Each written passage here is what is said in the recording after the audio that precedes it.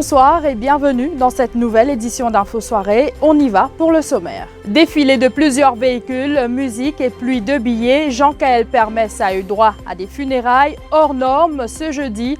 Pendant ce temps, l'étau se resserre autour de l'escort team qui avait accompagné le détenu à la prison de haute sécurité de Phoenix avant-hier.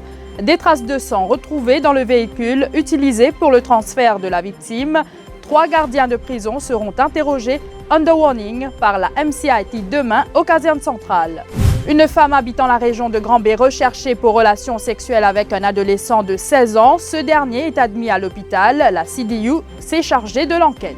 Un ressortissant étranger avec des symptômes du Covid-19 placé en isolement à l'hôpital Wilkins. Il a avoué qu'il avait déjà été dépisté positif au virus. Un nouveau test sera effectué dans 48 heures pour plus de précision.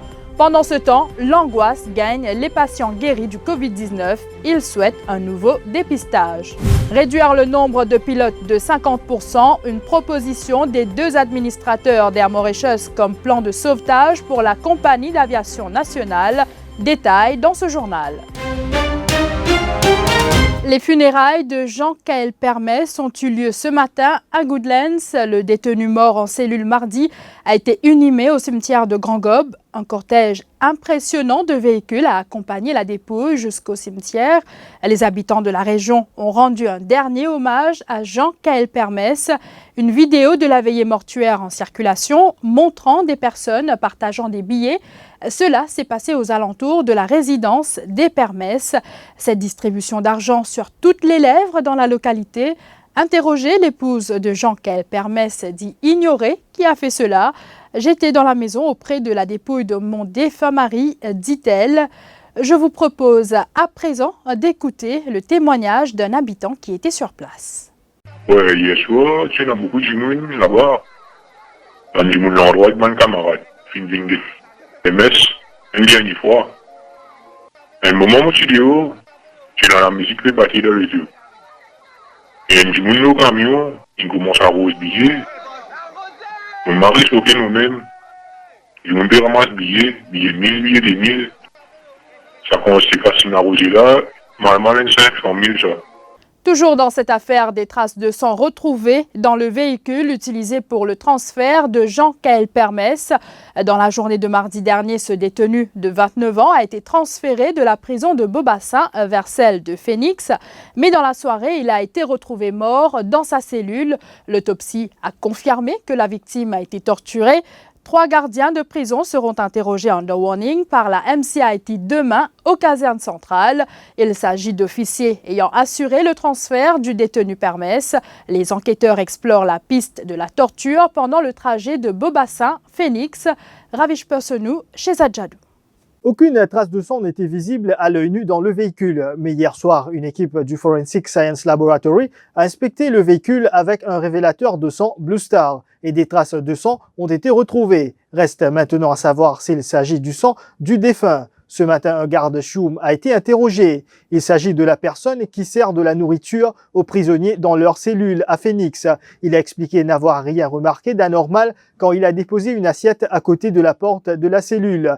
Le détenu était couché sur le matelas et il n'a pas réagi. C'était vers 16h30 mardi. Hier, les enquêteurs de la MCIT ont entendu 5 autres gardiens. Il s'agit de ceux qui étaient en poste dans la soirée de mardi dernier. L'interrogatoire de l'équipe d'escorte reste déterminant pour la suite de l'enquête. Cet exercice avec ces 3 gardiens de prison devrait se faire aux casernes centrales demain.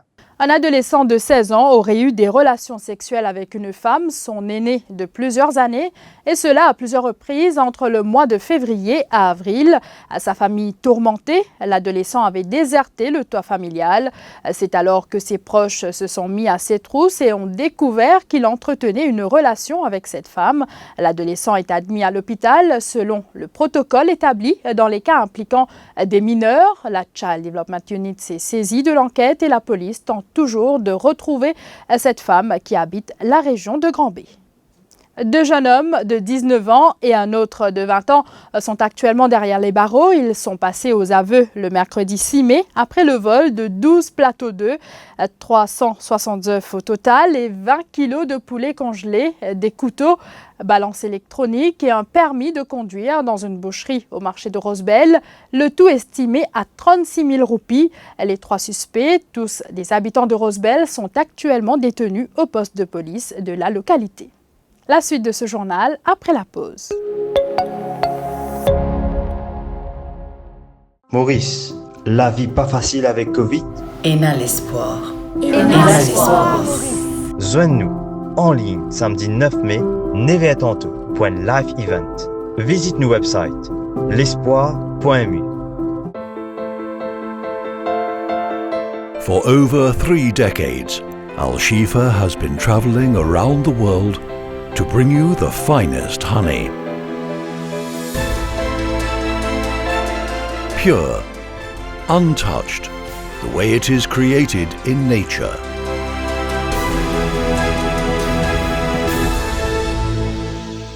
Al Shifa, made in nature.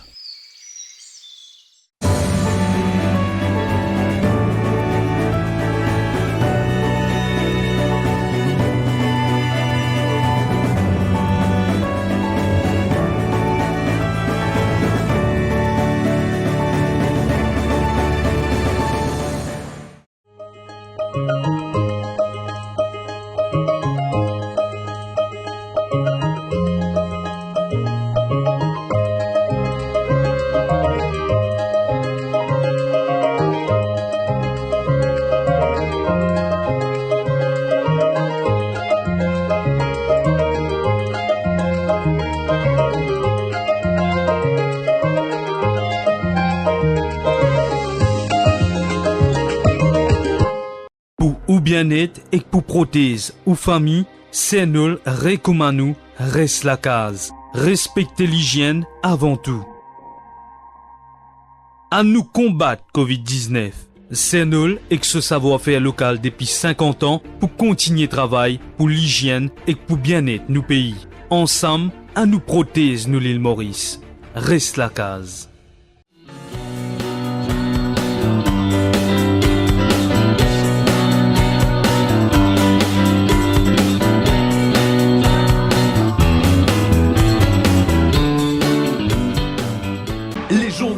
Défi Media Group en e-paper en vente à 10 roupies l'exemplaire. Pas nécessaire sortir tout dans la case ou lié au journal. Paiement en toute sécurité par carte de crédit. 10 roupies l'exemplaire.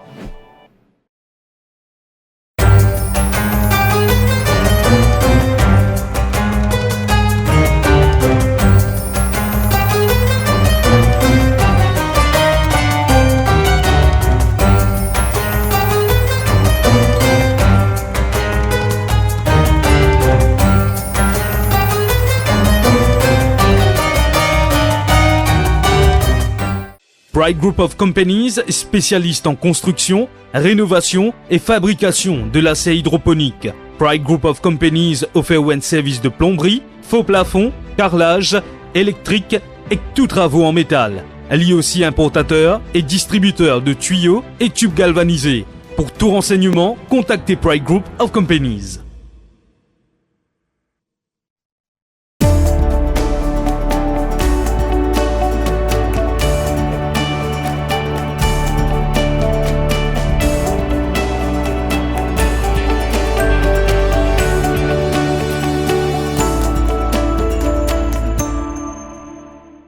L'équipe d'Eli Hanson se dévoue jour et nuit pendant le confinement pour rassurer, accompagner et soutenir les familles endeuillées. Rendre un dernier hommage à l'être cher est très important. Les précautions sont prises pour la sécurité des employés et des Mauriciens. Les décès du Covid-19 sont gérés par le gouvernement pour éviter toute contamination. Bonjour à tous. Le dépistage est un outil majeur dans la lutte contre le Covid-19.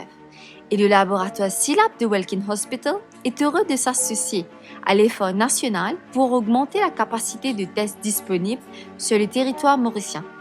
Nous travaillons depuis plusieurs semaines avec le ministère de la Santé et du Bien-être et avons réalisé les investissements nécessaires pour mettre en place un laboratoire de biosécurité niveau 2 aux normes de l'OMS et accrédité par les autorités.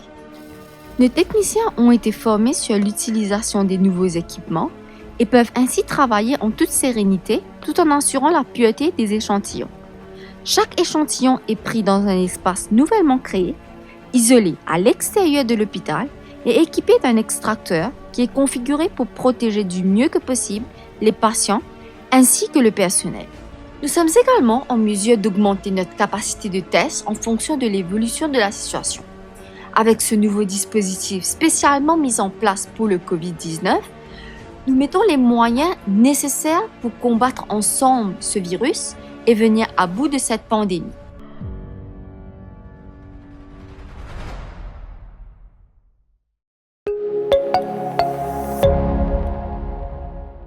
Un patient guéri du Covid-19 de nouveau placé en isolement. Il a subi de nouveaux tests alors qu'il ne se sentait pas bien. L'hôpital Wilkins s'explique ce soir sur ce cas. Ce ressortissant étranger est arrivé avec des symptômes. Il a par la suite été placé en isolement quand il a révélé qu'il avait déjà été testé positif au Covid-19. Cependant, à ce jour, les résultats du test PCR ne sont pas concluants et il ne s'agit donc pas d'un cas confirmé de Covid-19. Un nouveau test sera effectué dans les 48 heures pour avoir plus de précision. Shalini Nagdan, CCare Head of Marketing and Sales, répond à Jean-Luc Émile. Alors effectivement, Jean-Luc, nous confirmons avoir un cas suspect de Covid-19 qui a été placé en isolation selon le protocole. Cependant, donc le patient est arrivé, il est arrivé pour être traité pour complètement autre chose. Hein. Il ne présentait absolument aucun symptôme. Il a été traité et ce n'est qu'après qu'il a révélé qu'il avait été un patient positif. Donc par mesure de précaution, on a fait un test. Et à ce jour, les résultats de ce test ne sont pas concluants. Et donc, à ce stade, il ne s'agit pas d'un cas confirmé de Covid-19. Pour les recommandations du ministère, un nouveau test sera effectué dans les 48 heures pour avoir plus de précision. Alors justement, ce patient s'est présenté à l'hôpital. Il y a eu plusieurs médecins en contact avec le patient. Donc, on comprend que les médecins sont en isolation. Par mesure de précaution, on a demandé à nos équipes qui ont été en contact de se mettre en isolation. C'est pour leur protection et ça fait partie de notre protocole d'habitude. Qu'est-ce qu'on peut dire pour l'heure? Est-ce qu'un patient qui a été déclaré guéri peut toujours contaminer quelqu'un d'autre? À ce stade, il y a une période d'incubation qui, avant que le ministère déclare que le patient a été guéri, il y a toute une période de quarantaine qui est observée et des tests sont faits et refaits pour confirmer qu'effectivement ce patient a bien été guéri. Et à ce moment-là, il est recommandé qu'il rentre chez lui en isolation pour assurer qu'il n'infecte pas de personnes. Alors, on a cru comprendre qu'il y a eu un premier test positif, un deuxième négatif, et donc on est à l'attente d'un autre résultat, c'est ça? À ce stade, il n'y a pas de test positif de notre côté.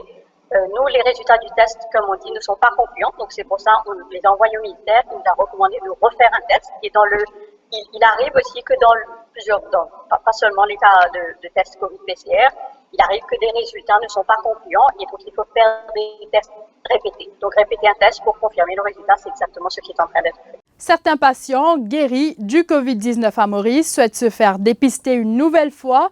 Ils veulent s'assurer qu'ils soient bien négatifs au virus et qu'ils ne représentent aucun danger. Ces patients parlent aujourd'hui du traitement qu'ils ont reçu, de leur état de santé et d'esprit. Christina Nélan, vous vous êtes entretenue avec quelques patients dits guéris par l'État.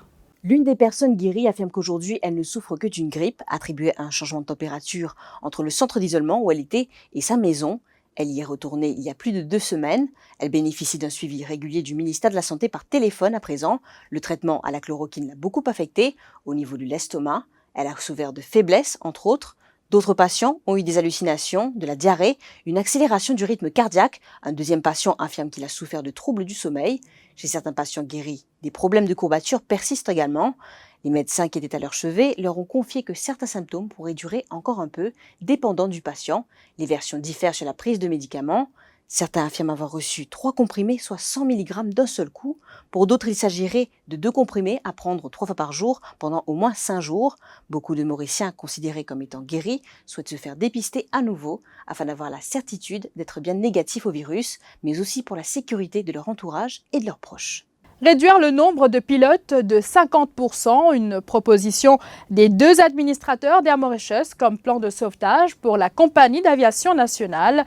Hier, Sattar Haji Abdullah et Arvind Singh Gokul ont rencontré les 2 syndicats des pilotes. L'un concerne les pilotes mauriciens et l'autre les pilotes expatriés. Ces personnes doivent soumettre également des propositions. Les porte-paroles des syndicats rencontrent en ce moment leurs avocats pour décider de la marche à suivre. Ruth Rajessar. Éliminer 100 pilotes chez Air Mauritius, soit quasiment la moitié de l'effectif, c'est ce que proposent les 2 administrateurs d'MK, une proposition qui a choqué plus d'un et qui suscite plusieurs interrogations chez les pilotes. Qui seront ceux qui seront remerciés, ceux qui opèrent les ATR ou les gros porteurs? Car il faut savoir que les pilotes qui opèrent les ATR ne sont pas aptes à opérer les gros porteurs. Et y a-t-il un plan de restructuration sur les routes qui ne seront plus opérées? Va-t-on diminuer la fréquence des vols sur Rodrigue? Mais encore, quel est le plan d'MK pour les 12 prochains mois. Ainsi, d'ici la semaine prochaine, les pilotes devront soumettre également leurs propositions. Les consultations ont déjà débuté aujourd'hui chez les pilotes d'Air Mauritius. Vous le savez, la compagnie d'aviation nationale a été placée sous administration volontaire depuis le 22 avril dernier. Que les chauffeurs de taxi puissent continuer à bénéficier du Self-Employed Assistance Scheme tout en opérant à partir du 15 mai. C'est la demande formulée par le président de la Taxi Proprietors Union, Rafik Bahadour, affirme avoir fait plusieurs suggestions en faveur des chauffeurs de taxi au ministre du Transport. Rafik Bahadour intervenait dans l'émission spéciale Explique au cas ce matin, animée par Priscilla Sadia et Ziad Issac. Une des propositions qu'ils m'ont fait avec le ministre Langanou, Mondiali autorise l'hôtel là, faire venir dans le village et laisse le travail entre-temps jusqu'à qu'il l'hôtel pour essayer de récupérer un peu sur les passagers. C'est une des premières suggestions qu'ils m'ont fait au ministre Langanou. Mondial 5 000 roupies continue de nous pendant 6 mois, accommoder ensemble avec nous travail. Parce que je connais que je ne peux pas joindre debout. Je dis, donne continue de 5 000 roupies là, ensemble, laisse-nous travailler quand même 3-4 passagers, c'est dans le 6 places pour dire capable de sortir 5 passagers. Il y a beaucoup de suggestions qui m'ont fait au ministre. Maintenant, je laisse le ministre prendre le soin.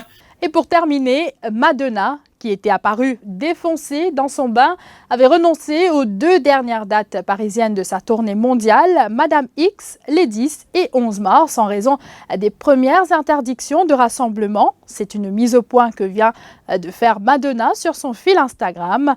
Après la publication d'une vidéo très mystérieuse dans laquelle on la voyait taper sur une machine à écrire son journal de quarantaine dans la pénombre, elle révélait avoir été en contact avec le coronavirus. La star affirme avoir passé des tests et avoir développé des anticorps, ce qui atteste, selon elle, qu'elle a bien été touchée par le virus. C'est le 6 mai que Madonna a fait une nouvelle publication sur Instagram dans laquelle elle affirme que c'est à la fin de sa tournée en France, durant laquelle elle était notamment arrivée sur scène avec 3h30 de retard et tombée de douleur, qu'elle a été contaminée à Paris en mars dernier. Voilà, nous sommes arrivés à la fin de ce journal. Merci de l'avoir suivi. Demain, c'est Émilie Payenne que vous allez retrouver pour une nouvelle édition. Très bonne soirée à vous.